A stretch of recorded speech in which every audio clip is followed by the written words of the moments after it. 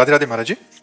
महाराज जी, मेरा प्रश्न है कि चार आश्रमों से संबंधित है, जिसमें से एक वानप्रस्थ बताया गया है। चार आश्रमों की औसतन आयु 25 वर्ष सुनी है हमने। महाराज जी, हम ब्रह्मचर्य ग्रस्त और सन्यास के बारे में तो अक्सर सुनते ही रहते हैं, लेकिन वानप्रस्थ के बारे में कभी बात नहीं होती। हाँ, वानप्रस्थ तो बड़ा कठिन है।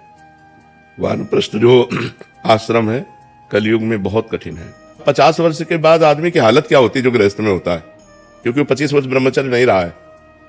अगर आश्रम के अनुसार पूछो तो 25 वर्ष तक ब्रह्मचर्य रहना चाहिए, इसके बाद ब्याह होकर 25 वर्ष गृहस्थ आश्रम में रहना चाहिए, फिर वानप्रस्थ। तो चूंकि न्यू गड़बड़ है, 25 वर्ष ब्रह्मचर्य कहाँ, गर्लफ्रेंड बॉयफ्रेंड ब्रह्मचर्य कहाँ रह रहे हैं, तो 50 वर्ष पहुंचते पहुंचते ढेर हो जाते हैं। बहुत कठिन वानप्रस्थ होता है। अगर लगा कि अभी हमारा शरीर तपस्या कर सकता है तो सन्यास ले लेना, फिर सन्यास के द्वारा। अब तो वानप्रस्थ कौन रहता है, वानप्रस्थी कहाँ दिखाई देते हैं। वानप्रस्थी बड़ी तपभूमि में ही शयन करना, नंगे पैर चलना, बड़ा कठिन तप में जीवन होता है।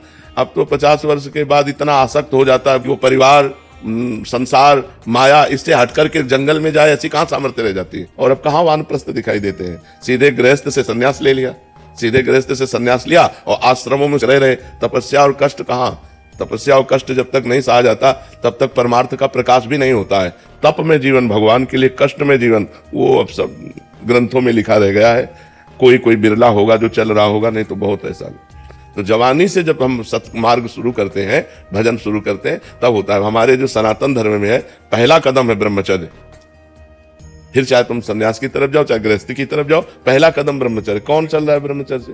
13-13, 14-14 वर्ष के बच्चे बच्चियां अपने धर्म से भ्रष्ट हो रहे हैं। जिनको मतलब अभी बच्चा कहा गया है, वो धर्म से भ्रष्ट हो रहे हैं। और जब ब्रह्मचर्य नहीं, तो जब प्रथम ही सीढ़ी नहीं, तो परमार्थ की चढ़ाई कौन चढ़ सकता है? फिर तो सब केवल बकवास रह जाता है। उपदेश सुनो, उपदेश करो, आचरण में उतारना बड़ा कठिन है। आचरण में उपदेश उतार लिए जाए तब तो महात्मा, तब तो गृहस्थी, नहीं तो भगवत प्राप्ति चिंतन से होती है।